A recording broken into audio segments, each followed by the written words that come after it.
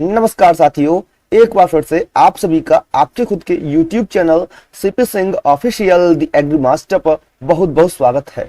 साथियों, मैं चंद्र प्रकाश आज उपस्थित हूं आपके समक्ष एक ऐसे विषय पर चर्चा करने के लिए जो कि आप सभी स्टूडेंट्स के मन में चिंता का विषय बना हुआ है।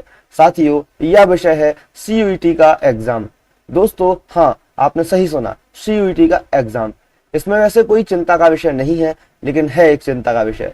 चिंता का विषय यह है कि बहुत सारे स्टूडेंट्स ऐसे हैं जिन्होंने अभी 12th पास आउट की है और उन्होंने CUET का फॉर्म जो था, चाहे मन चाहे या ना चाहे, अप्लाई तो कर दिया और एग्जाम भी दे दिया। घर वालों के प्रेशर से या अपने फ्रेंड्स को देखते हुए या अपनी मर्जी से एग्जाम तो दे दिया, लेकिन अब उन्हें आगे की जो प्रोसीजर है वो नहीं पता कि आगे की प्रोसीजर क्या रहती है एडमिशन की डिफरेंट सेंट्रल यूनिवर्सिटीज में। तो साथियों, इसी चिंता का समाधान आज मैं आपका इस वीडियो में करूंगा। तो इस वीडियो को लास्ट तक वॉच कीजिएगा, क्योंकि यहाँ आपको बेहतरीन इंफॉर्मेशन मिलने वाली है। यहाँ हम यूजी पीजी प्रोग्राम्स के बारे में बात करेंगे, किस प्रकार से डिफरेंट यूनिवर्सिटीज के डिफरेंट यूजी पीजी प्रोग्राम्स में आप एडमिशन ले सकते हैं।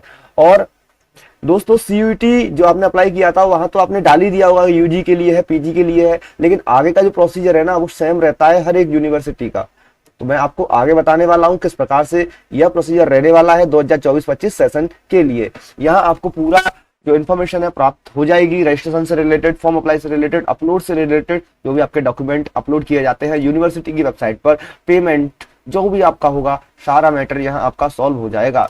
और हाँ दोस्तों, आपसे एक रिक्वेस्ट रहेगी, वीडियो स्टार्ट करने से पहले यदि आप चैनल पर पहली बार आए हैं तो चैनल को सब्सक्राइब कर लीजिएगा, क्योंकि इस चैनल पर आपको बेहतरीन इंफॉर्मेशन डिफरेंट यूनिवर्सिटीज, कॉलेजेस जो भी प्राइवेट हैं, गवर्नमेंट हैं, डीम्ड हैं, इनके एडमिशन से रिलेटेड हमारे चैनल पर आपको मिल जाती है। तो चलिए साथियों, करते हैं इस वीडियो को स्टार्ट।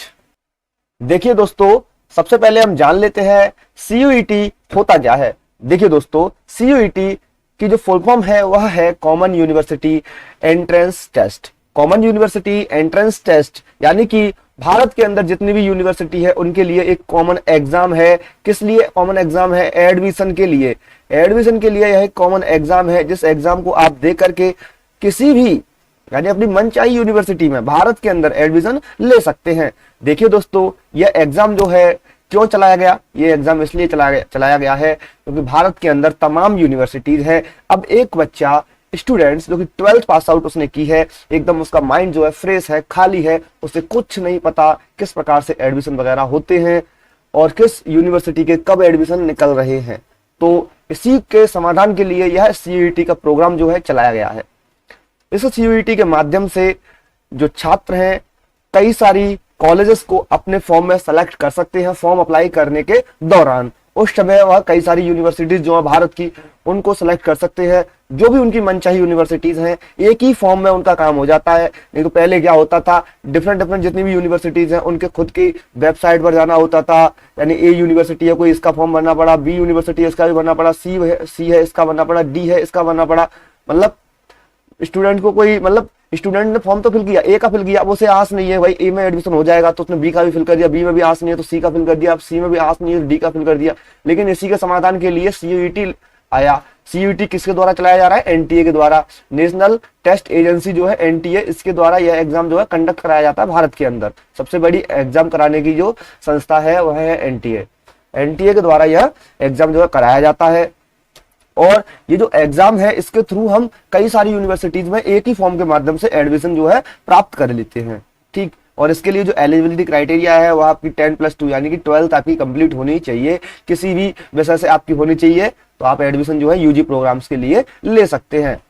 देखिए दोस्तों, एप्लीकेशन प्रोसेस क्या रहती है CUET की, तो आपको NTA की वेबसाइट पे जाना होता है, वहां से CUET की वेबसाइट पे जाना होता है, देन वहां पर रजिस्ट्रेशन करना होता है।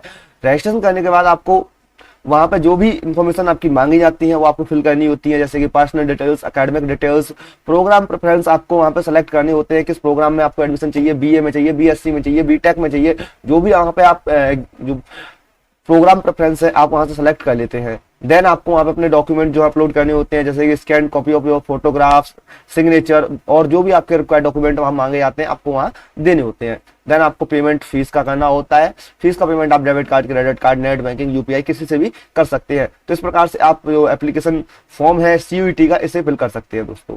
इसे फिल करने के बाद होता क्या है, एडमिट कार्ड जो है एनटीए जारी करता है अपनी ऑफिशियल वेबसाइट पे। सीयूईटी के जो एडमिट कार्ड है उन्हें आपको डाउनलोड करना होता है, प्रिंट निकालना होता है, कलर प्रिंट निकाल लीजिए और उसे आपको फिर एग्जाम देने जाना होता है।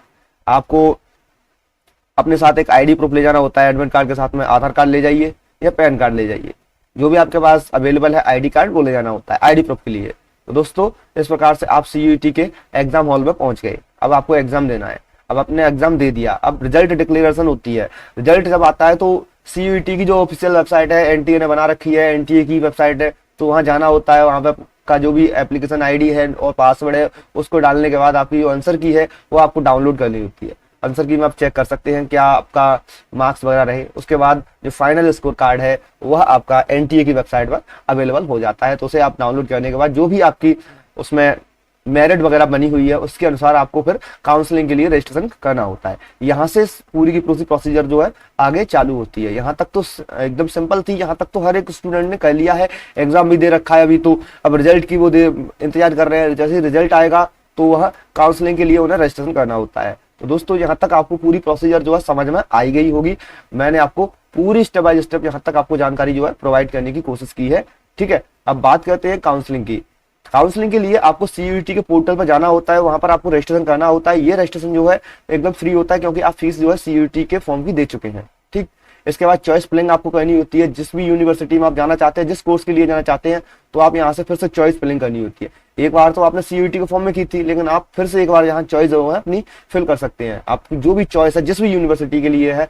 और हाँ, यूनिवर्सिटी सेलेक्ट करने से पहले आपको जिस भी यूनिवर्सिटी में जाना है उनका एक टेबल बना लेनी है कि पहले नंबर पर आपको किसे भरना है, दूसरे पे किसे भरना है, तीसरे पे किसे भरना है, फोर्थ पे कैसे भरना है। तो इस प्रकार से आपको अपनी यूनिवर्सिटीज जो है चेक कर लेनी है, एकदम टेबल बना लेनी है। आपको पहले रिसर्च करनी होगी कौन सी कॉलेज आपके लिए बढ़िया है, ठीक। देन आपको आपकी जो चॉइस है वह लॉक करनी होती है फाइनल। तो फाइनल लॉक करने के बाद आपको मतलब जो भी डेडलाइन है उनके अंदर ही अंदर आपको जो भी चीजें हैं वह लॉक करनी होती है। काउंसलिंग का रजिस्ट्रेशन आपका हो चुका है। अब बात करते हैं आपका जो भी स्कोर होता है उसके अनुसार सीट अलॉटमेंट कैसे होती है। तो दोस्तों सीयूईटी में जो भी आपका स्कोर आया है, जो भी आपका स्कोर रहा है, ठीक, उसके अनुसार आपने जो भी चॉइस फिल की थी, जैसे ही सीट की अवेलेबिलिटी आपने जो भी यूनिवर्सिटी फिल की है जिनमें सीट की अवेलेबिलिटी है तो आपको वह सीट जो है अलॉट कर दी जाती है। अब सीट अलॉट कैसे होती है, इसमें कई सारे जो स्टेप्स होते हैं कि मतलब यहाँ एक राउंड हुआ, फिर दूसरा राउंड हुआ, एक राउंड में हाईएस्ट जितनी मेरिट है वो वाले छात्र ले लिए, दूसरा राउंड हुआ उसमें और छात्र उठा लिए जिनकी कम थी, वो तीसरा राउंड हुआ उसमें और ले लिए। तो इस प्रकार से कुछ राउंड में आपका जो स्टूडेंट्स हैं वह निकाले जाते हैं, ठीक। देन करना क्या होता है, जब आपका अलॉटमेंट हो जाता है तो एक प्रोविजनल अलॉटमेंट लेटर होता है जो कि सीयूईटी की वेबसाइट पर अवेलेबल है। वहां से आपको डाउनलोड करना होता है, फिल करना होता है। फिल करने के बाद आपको आगे की प्रोसीजर में आगे बताने वाला हूँ, ठीक है। जैसे ही आपका मतलब जैसे आपने यूनिवर्सिटी दिल्ली यूनिवर्सिटी को फिल किया, अब दिल्ली यूनिवर्सिटी में आपने बीटेक के लिए फिल किया भैया, बीटेक के लिए आपने फिल तो कर दिया। अब बीटेक में जितनी भी सीट है आपकी 30 सीट मान लीजिए, एक आपको एग्जांपल देने की कोशिश कर रहा हूँ, 30 सीट आपने मान ली। 30 सीट जो है, अब देखिए आपकी जो भी मेरिट है 10 में से हम मेरिट लेके चलेंगे, ठीक है। अब जो भी मेरिट है 9 वाले हैं, 8 वाले हैं, 7 वाले हैं, पॉइंट वाले भी होंगे भैया। अब 9 वाले हैं, उन्होंने भी 9 वाले जो है 15 बच्चे हैं, उन्होंने 15 ने फिल किया था कि DU हमें मिल जाए, दिल्ली यूनिवर्सिटी मिल जाए, तो उन 9 को पहले दी जाएगी क्योंकि वह उनकी जो मेरिट है वह ज्यादा, उन्होंने अपनी चॉइस में फिल कर रखा है। तो उनको 15 सीट यहाँ से अवेलेबल होंगे, 15 सीट बची है, 15 सीट पर ये दोनों बचे हुए ये भिड़ेंगे। तो इनमें से जो भी 8 वाले थे उन्हें, वो 8 वाले थे ना, वो 10 बच्चे थे तो उनको 10 सीटें मिल गई। अब बचे 5 सीटें, 5 सीटें 7 वालों को मिलेंगी। अब आपकी जो भी मेरिट थी, जैसे कि 7 ही थी आपकी, अब 7 वाली मेरिट के लिए कई सारे बच्चों ने यहाँ पर अप्लाई किया हुआ है, कई सारे बच्चों ने किया हुआ है। तो अब उनमें से जो भी बेस्ट होंगे कॉलेज अपने हिसाब से देखेगी और सीयूईटी जो है एनटीए अपने हिसाब से देखेगी, तो उनको सीट अलॉट कर देगी। लेकिन हाँ, टेंशन लेने की जरूरत नहीं है, आपने जो भी नीचे कॉलेजेस और भी फिल कर रखी थी उनमें आपका एडमिशन हो सकता है, ठीक है। देन आपको जो भी प्रोविजनल लेटर आपने डाउनलोड किया है वो फिल कर लिया होगा, ठीक है। फिल करने के बाद आपको आपके ओरिजिनल डॉक्यूमेंट्स जैसे कि आपकी मार्कशीट हो गई, आपका आईडी कार्ड हो गया और आपका जो भी पासपोर्ट साइज फोटोज हैं जो भी चीजें हैं वो आपको लेकर के यूनिवर्सिटी जानी होती हैं, जहां आपकी सीट जो है अलॉट हुई है उस यूनिवर्सिटी जानी होती है डॉक्यूमेंट वेरीफाई करवाने के लिए। जो भी आपको डेट दी जाती है ईमेल के थ्रू या किसी भी मैसेज के थ्रू, ठीक, तो आपको वहां जाना होता है आपके डॉक्यूमेंट वेरिफिकेशन के लिए। तो वहां आपका डॉक्यूमेंट जो है वेरिफिकेशन होती है, डॉक्यूमेंट आपके वेरीफाई हो जाते हैं, देन आपका आगे का जो भी प्रोसीजर है वो आगे बढ़ता है। जैसे कि एडमिशन कंफर्मेशन, आपका डॉक्यूमेंट जो है वेरीफाई हो गए, आपके सारे डॉक्यूमेंट अच्छे पाए गए हैं, तो आपको वहां पे फीस पे करनी होती है। जो भी यूनिवर्सिटी की फीस होती है वह आपको वहां देनी होती है, ठीक। तो आपको वह फीस देनी होगी, तो आपकी जो एडमिशन है वह कंफर्म हो जाता है कि आपको वह सीट हो गई। और जो भी आपका फाइनल एडमिशन लेटर है वो आपको रिसीव करना होता है यूनिवर्सिटी से। देन कुछ कमेंसमेंट ऑफ क्लासेस है, जैसे कि follow the university schedule, commencement of classes, attend orientation program if organized by university। कुछ ओरिएंटेशन प्रोग्राम है यूनिवर्सिटी के द्वारा, यानी commencement of classes, यानी कुछ जो भी क्लास आपकी होंगी उनके बारे में जो भी आपको सूचना प्रदान की जाएगी कॉलेज के द्वारा, उसके लिए कुछ ओरिएंटेशन प्रोग्राम चलाए जाते हैं। वहाँ आपको कॉलेज के नियम कानूनों के बारे में बताया जाता है, मोबाइल लाना है नहीं लाना है, टाइमिंग क्या है, शेड्यूल क्या है, तो वो चीज़ें आपको वहाँ बताई जाती है, कितने बजे से क्लास चलती है। ये सारी चीज़ें आपको इस ओरिएंटेशन प्रोग्राम में, या फिर यूनिवर्सिटी ने जो भी आपको मेल वगैरह दे रखा है, मतलब मेल वगैरह आपके भेज देती है, मैसेज वगैरह जो भी उन्होंने अपनी वेबसाइट पर डाल रखा है, वहां से आपको जानकारी जुटा लेनी होती है, ठीक। जो भी आपके लिए मतलब आपको डॉक्यूमेंट जो वेरिफिकेशन के लिए ले जाने थे ना, वो मैं आपको ऊपर नहीं बता पाया, क्योंकि यहाँ मैंने आपको थोड़ी सी जानकारी दे पाई थी मार्कशीट वगैरह ले जाने के बारे में। अब नीचे आ जाइए थोड़ा सा, आपको जो भी डॉक्यूमेंट ले जाने हैं वेरिफिकेशन के लिए वो कौन कौन से ले जाने हैं। सीयूईटी का स्कोर कार्ड ले जाना है, सीयूईटी का एडमिशन कार्ड ले जाना है, सॉरी एडमिट कार्ड ले जाना है, प्रोविजनल अलॉटमेंट लेटर ले जाना है, 10-12 की मार्कशीट ले जानी है और सर्टिफिकेट भी ले जाने हैं। जो भी पुरानी मार्कशीट थी उनमें सर्टिफिकेट अलग आते थे, लेकिन अभी की जो मार्कशीट है उनमें सेम आते हैं। जैसे कि यूपी बोर्ड की बात करें तो आगे की तरफ आपकी मार्कशीट होती है, पीछे की तरफ आपका सर्टिफिकेट होता है, ठीक। देन टीसी होती है, एमसी होती है, माइग्रेशन सर्टिफिकेट, और टीसी ट्रांसफर सर्टिफिकेट, जो आपको अपने स्कूल से ले लेनी है। कार्ड सर्टिफिकेट आपको बनवा लेना है, जो भी आपका होगा, ठीक, वो आपको जमा करना होता है। आपकी यूनिवर्सिटी अगर मांगती है तो पासपोर्ट साइज फोटो देने होते हैं। आइडेंटिटी के लिए आपको आधार कार्ड या पासपोर्ट देना होता है, ठीक। आपके पास आधार ही कार्ड होगा, पासपोर्ट तो नहीं होता है, क्योंकि 18+ मतलब 18 के समथिंग ही स्टूडेंट्स होते हैं जो जाते हैं फॉर्म फिल करते हैं यूजी के लिए, क्योंकि अभी तो भाई वो एकदम चाइल्ड वाले, मतलब उनमें बच्चे वाली बुद्धि है, लड़कपन बोलते हैं, ऐसा है। तो वो अभी विदेश वगैरह घूमने तो गए नहीं होंगे, पासपोर्ट वगैरह तो उन्होंने बनाया नहीं हुआ, तो आधार कार्ड ही आपका पासपोर्ट है, आधार कार्ड ही आपका आईडी है, तो आपको वही देना, ठीक। देन कुछ टिप्स हैं एडमिशन से रिलेटेड, जिससे आपका स्मूथली एडमिशन हो जाएगा। जैसे कि आपको रेगुलरली सीयूईटी की वेबसाइट को चेक करने होता है, जो भी अपडेट वहाँ दे रहे हैं, नोटिफिकेशन डाल रहे हैं, उन्हें रीड करना होता है। जो भी आपके डॉक्यूमेंट्स हैं उन्हें आपको रेडी रखना है, ऑर्गेनाइज रखना है, वेल ऑर्गेनाइज रखना है, और आपको इंश्योर करना है other to all deadlines for application. जो भी आपकी एप्लीकेशन के लिए डेडलाइंस हैं, काउंसलिंग की, डॉक्यूमेंट सबमिशन की, वो आपको चेक करनी होती है, इंश्योर करनी होती है कि इतने से ये लेट ना हो जाए हम, ठीक है। देन अब कुछ यूनिवर्सिटीज में किस प्रकार से एडमिशन होता है बता देते हैं। जैसे कि दिल्ली यूनिवर्सिटी है, दिल्ली यूनिवर्सिटी के लिए आपको इसका जो मैटर है अलग है, सीयूटी के माध्यम से होता है यहाँ एडमिशन, लेकिन यहाँ मैटर अलग है। सीयूटी ने आपको सीयूटी के माध्यम से आपने फॉर्म मतलब एग्जाम दे दिया, आपको सीयूटी का स्कोर कार्ड मिल गया, अब आपको डीयू का एप्लीकेशन फॉर्म बना होता है, डीयू की पोर्टल पे जाकर के डीयू की पोर्टल पे जाना है, आपको सीयूटी का रिजल्ट वहां पे फिल करना है, और सीयूटी का जो भी आपका एप्लीकेशन आईडी है, रोल नंबर वगैरह आपसे पूछे जाएंगे, वो आपको फिल करने हैं। जैसे ही आपकी वहां पे डिटेल एक्सेस हो जाएंगी तो आपको कुछ डिटेल्स और पूछी जाती है, तो आपको फिल करनी होती है। देन आपको कुछ डॉक्यूमेंट, दोस्तों इसके बाद जो भी कट ऑफ है, आपकी मेरिट लिस्ट है, वह डीयू जो है एंड दिल्ली यूनिवर्सिटी जो है रिलीज करती है। तो आपको दिल्ली यूनिवर्सिटी की जो ऑफिशियल वेबसाइट है उसे रेगुलरली चेकआउट करते रहना है।